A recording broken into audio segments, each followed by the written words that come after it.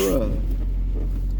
Welcome back to another edition of Ego on Break. I'm your host, Dynamite J. Andrews. Got the Mississippi Madman, Logan Creed, sitting to my side, looking like the big boss man today. So, yeah.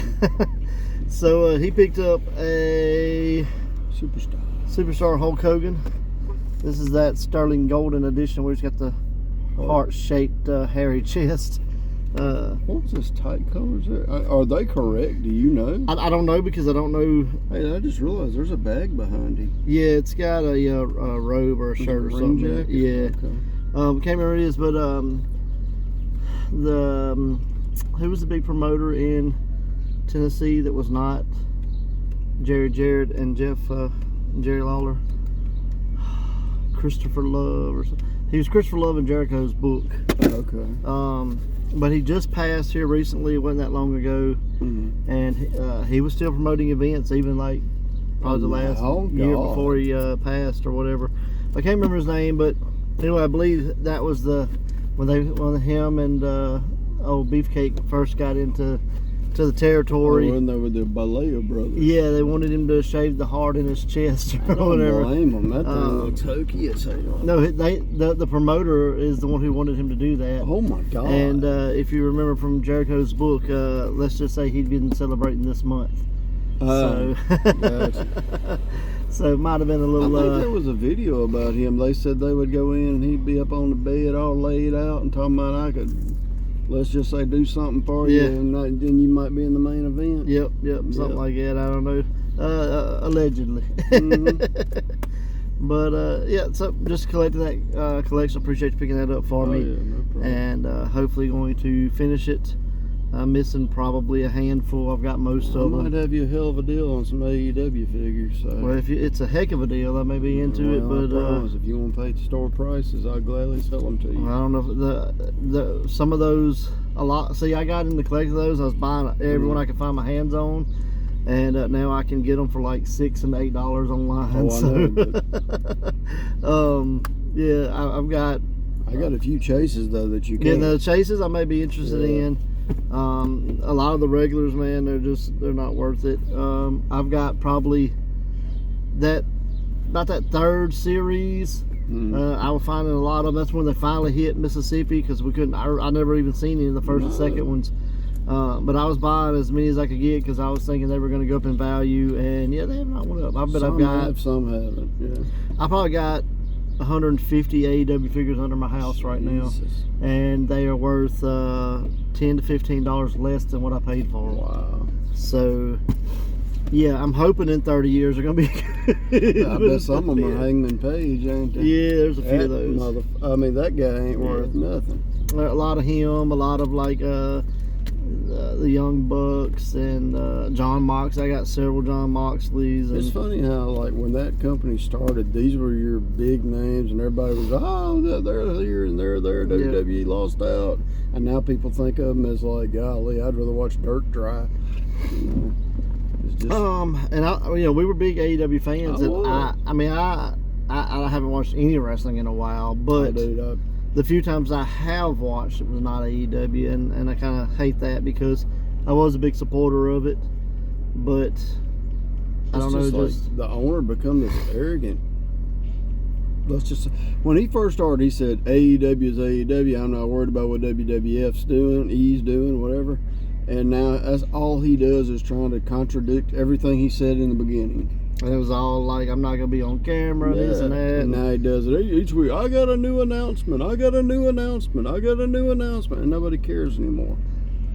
Because, he literally contradicted everything he said before out the gimmick. At the start, remember where he said wins would make a difference. Yeah. That'd be who determined who was the title contenders and all that. That never happened. Yeah, because realistically, that's not. I didn't know it's going to be a crap on AEW, but it's just the truth. Yeah. It's not like I'm lying about any of this.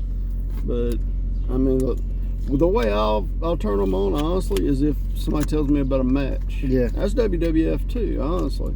I'll go for a match. And say, I started watching some MLW because it looked really good. I was liking some of the people that they have there, and honestly, man, I guess I don't know. Maybe after 50 years. I'm just burnt out. But I was like, I can't even get into it, man. This Like, I got in my hands, the first one I watched in a long time, and this from 2009, and I ain't got nothing good to say about it, so that's not good. I did have I got some micro brawlers in, and we'll go over these because one of these guys are coming to the Jackson metro area. Oh, you got your knife? Yep, little. One of these guys coming to the Jackson metro area, and one of these guys are very controversial. The controversial one is not coming to the Jackson metro area. Controversial. So I was going to give that hint. I don't know. He's a controversial wrestler, and he's been in movies. So. The only person I could think of when you said controversy was controversy. Yeah. Controversy creates cash, which was. There's your hint. Give you a little hint. Bischoff. Can you tell who that is? You cannot. It was a white dude. It's a white guy. He's a cracker. This is. I haven't bought any figures in a while. This one really intrigued me, and so I picked back up. It is. Who the hell is that? David Arquette. Oh yeah. With a Scream mask. Did you ever see the movie You Can't Kill David Arquette? I have not. And it's about him and his wrestling training. But this is a really cool figure. And going through and wrestling. He literally wrestled a backyard match. Oh wow. And the guy like almost killed him. But I'm a big fan of this figure. Oh, it's pretty sharp. You know, he died in the last Scream movie. Oh, did he? The character died. Yeah. Oh, that sucks. Dewey, yeah. I quit watching Dewey it after the got cut first. From like, like all the way up. Oh wow. Like, it was a gruesome death. A little live unboxing, so to speak. Then we have one half of the Rock and Roll Express, Mr. Robert Gibson. You better get that signed coming soon. Or is it pretty cool? Or is it Ricky? It is this guy, his tag team partner. Okay. Ricky Morton will be at VHS Wrestling. Yes. It's a very cool spin on the product, so check them out. They have their own unique style. If you're a fan of Chikara, things like that, I think you would enjoy the product they put out. Unique. I did look at a few of their videos. They will be at the Hideaway, Pro Wrestling Ego's old stomping ground, and we have blessed them. Hey, come run! It's kicking off Comic-Con weekend, but they will have Ricky Morton in the house along with his son Kerry Morton. And JD Jenkins. JD Jenkins, Vladimir Koloff, Wes Warren. I think the War Horse, but it could just be a guy that looks like the War Horse. There was a guy that did look like him on the poster, but I don't know if that's who it is. I don't know if that's him or not. I asked and hadn't got an answer back yet. But VHS Wrestling, check them out. It's an awesome product. A guy, I don't know if he's on the show, but he works backstage. Chad Spencer Adams. Yeah. If you remember him from Ego days, he a couple of times. Very cool. He'll get his daddy's lawyer and all that good stuff to take care of it if you say anything. You so please speak nice about Chaz, because we don't want to get sued here on the channel. Yeah, bro. So if you can get air, you're welcome to all the air I have. Hey, you may have to start paying for it. You better watch out. But yeah, VHS is gonna be awesome, man. I'm thinking I'm gonna go check it out. It's a Friday night show. Okay. May or may not check it out, but I'm thinking I'm gonna go check it out just because I think it's gonna be a fun time. So if you're in the area, check them out for sure. Well, what'd you think about RVD going now? Oh, RVD, man. The Comic-Con, Mississippi Comic-Con is loaded with wrestlers this year, man. I want to go Saturday. I don't really want to go both days, but I want to go Saturday for sure. I know RVD's going to be there. Matt Riddle's going to be there. Fat Hardy. Matt Hardy. And his wife. Yeah, Rebby Sky. It's just the year Papa Shanga's going to be there. Kevin Nash and Kevin Papa Nash. Shanga. So, our Godfather, or Charles Wright, or whoever you want to call him. But, Kama, the Ultimate Fighter. Let me ask you this. To me, he's the one that just... I guess he did stuff, but if you were going to ask him about any of his characters, which of his character would you ask him about? If you can only ask one question. If I could only ask one question? There's a match I would ask him about. I'm going to ask him how he thinks that Papa Shango compares to a former character he had as the Soul Taker or whatever. Oh, yeah. That was his indie stuff. Yeah, it was the Memphis and stuff like that, yeah. We look at it as an indie, but really it wasn't. No, it was just territory, man. That's all it was. It wasn't... Well, that was... what do you want to ask him? Just compare the two characters. Just compare it. Well, so there was a match he had as Kama with Shawn Michaels. It was going into the King of the Ring. And it's probably the best wrestling match I ever saw him in. Now, it may be in who he's in the ring with, but it's just big guy versus little guy. And he was kind of a mixed martial arts character with that. And it was probably the best match I can really remember. I would have to look up the King of the Ring, but if you look it up, Kama versus Shawn, great match. He's done a lot of stuff, man. I mean, Good Father, the Godfather. Yeah, that's what I was gonna say. He's been a part of Papa Shango. a bunch of factions. And now, was Papa Shango his debuting character in WWF? Do you know? It's either it or Kama. I don't know. I think it was Papa first, and then Kama was second. I really don't know. I can tell you it's the character that I really gravitated toward, like him, The Undertaker, those kind of characters. Do you remember that character doing anything besides feuding with the Ultimate Warrior? No, not really. That's all I remember. That's why I was asking. I know he did some like squash work where he was squashing guys and stuff like that. Remember what his finisher was as Papa? The knee breaker thing, the shoulder breaker on the knee. Yeah. I never understood how that was finished. Yeah, I don't. But that was it. I mean, I can understand where. I just don't understand why. Nah. I mean, and the only other thing I've ever come close to seeing Papa Shango's character was in Princess and the Frog.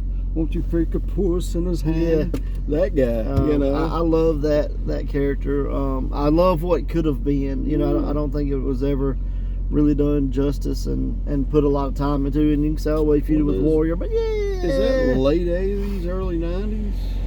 It's mid 90s, I think. Okay. So I think Kama was first, man. I think he was there like 92, 93, and he was there with like, the $1 Million Man, all that kind of stuff. And I think like 94-ish, he became Kama, and then, late 90s. Stole Undertaker's urn and melted into you got the Kama in the Nation of Domination. I love that. Remember Cat? Yeah, that's what I was gonna say. So a lot of cool stuff, man, from that guy. He was with Ted DiBiase. Yeah, and so that's why I think Kama came first, was because Ted would have been an earlier. But I don't know. I'd love to know. Ted had been in WWF for a long time. Yeah, he could have been Papa Shango first, and it didn't go as well as it did. Sent him away and brought him back as Kama. I don't know. We had to look that up. If you know, let us know in the comments, because we really don't know. I honestly don't. What came first, the Kama or the Papa Shango? Yeah. You got a DVD, TNA Lockdown. Yes. 2009. 6 Sides of Steel. Every match in a steel cage. Yeah. I have not seen this. I started kind of looking at some results and stuff, so I know a few of the matches. One of the matches really intrigued me. Which one? It's the X Division match with Suicide, Jay Lethal, Kiyoshi, Consequences Creed, and Sheik Abdul Bashar. A lot of talent in that match by itself. I don't know, if you read this, you're like, man, the talent on this damn show.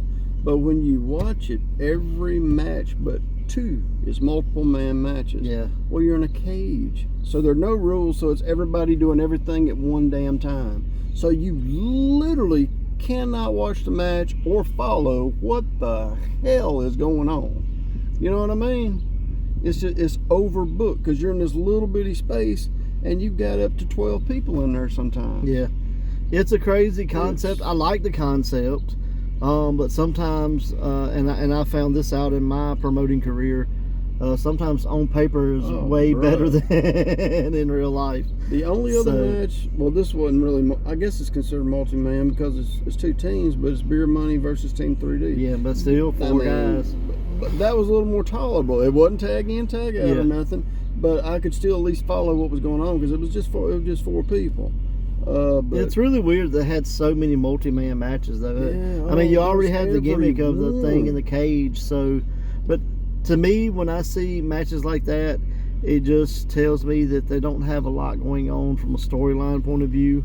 And either that or they have so many people, they're just trying to put everybody somewhere. And remember, we kind of ripped this idea off when we did Go Hard Knocks and did a whole show that was cage. And our reason was probably similar to their reason. It takes a long time to put the cage Well, I was up. going to say, our reason was you just didn't want to put that damn cage up. The cage was up like 3 weeks before the show. Yeah, we called it like real steel or Yeah, something, I think. Had a four whole, sides of real steel, if Yeah, I remember right. It was like the promotion. a whole show, and it was probably just as horrible as this one. Give us a rundown of the matches. Okay, well, it started with Motor City Machine Guns versus No Limits versus the Latin American Exchange. It was the New Japan Pro Wrestling title was on the line. So who was No Limit? Is that a Japanese team? Yeah, they were the former champions. So this was their shot at getting the belts back from Motor City. Gotcha. Motor City retained, if I remember right.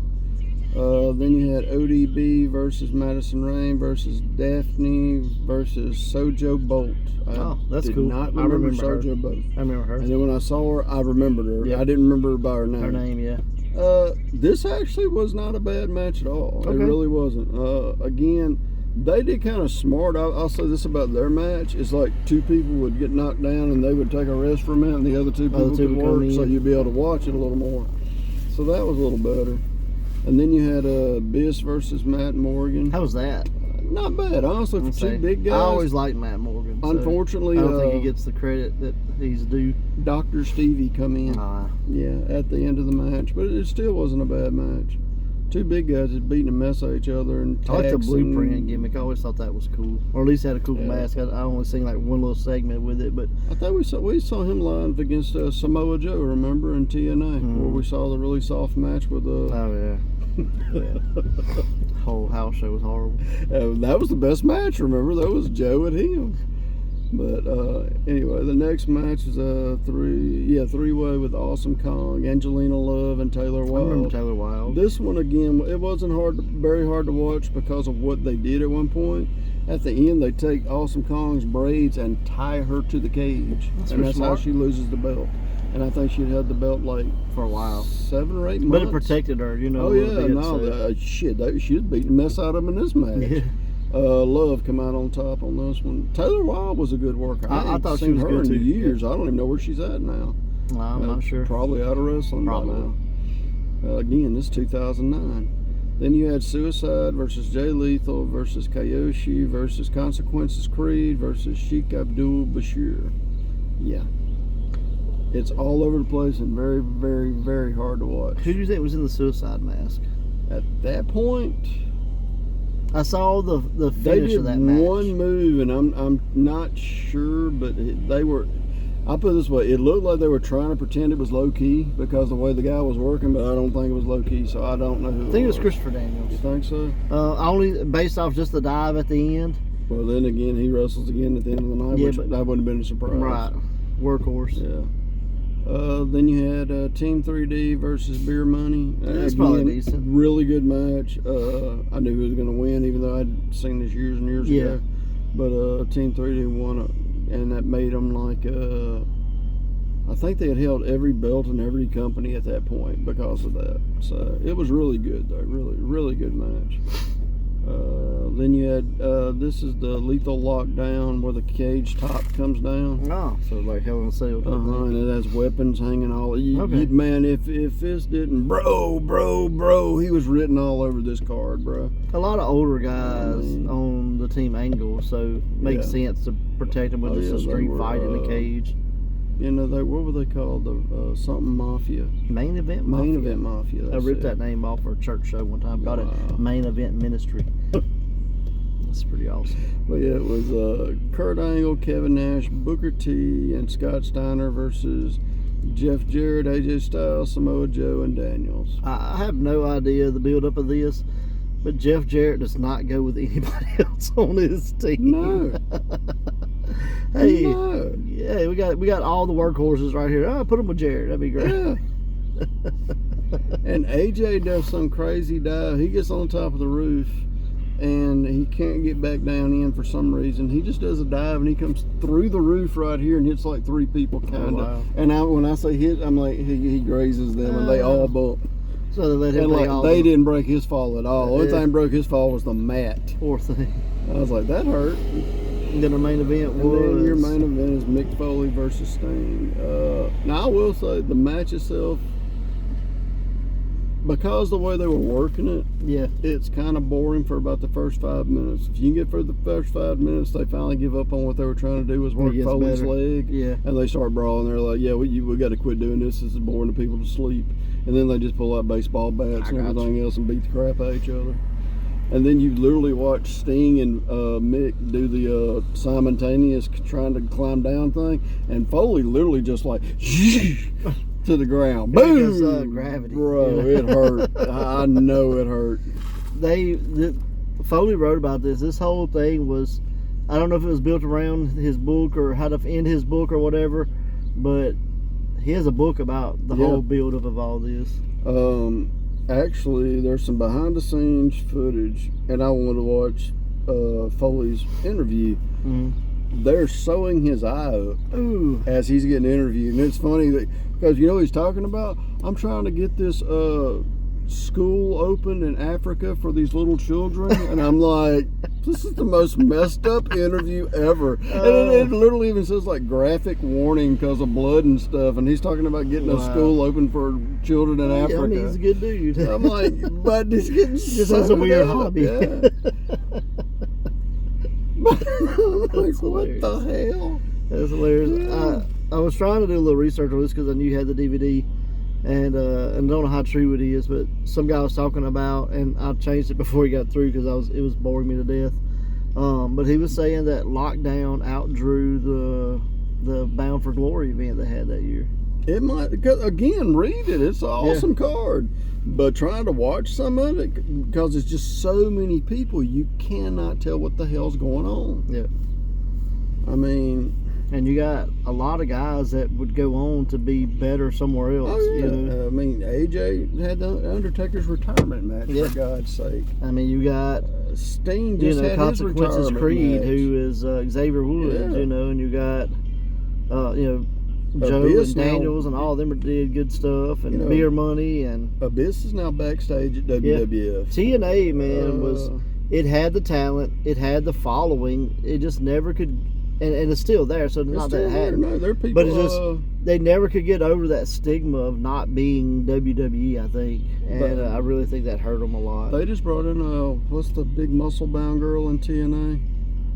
I was gonna have her on my show that got canceled. And Drew. I mean, you went down there and put all that posters up. Yeah. I cannot think of her name. Jordan Grace. She just come to X Division and not X Division, NXT, and wrestled a match there. Yeah. So I mean, they're trying to do stuff with. I think they may try to use them as like another version of NXT, which would be amazing. Yeah. I mean, I hope they do. I love the cross promotional stuff because it's so surprising. You know, Jordan was in the Rumble or whatever, right? The women's Rumble. So last year, the year before, I don't remember. And you could, several years before this, you could have seen her wrestling in Mississippi. Yeah. So she would have been on my card. When you say you never know who you're going to see here, you never know. You know, that's 100%. So pretty cool. Pretty cool thing. You may have to borrow that from you someday and watch it, or not watch it. I wish you luck.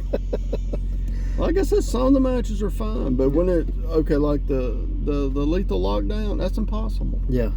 The X Division. Did they have the holes cut in it in the cage at this point for the camera, the little square holes? Yeah, because Foley actually drop kicks a cameraman to climb through the hole because he did the knee angle. Yeah.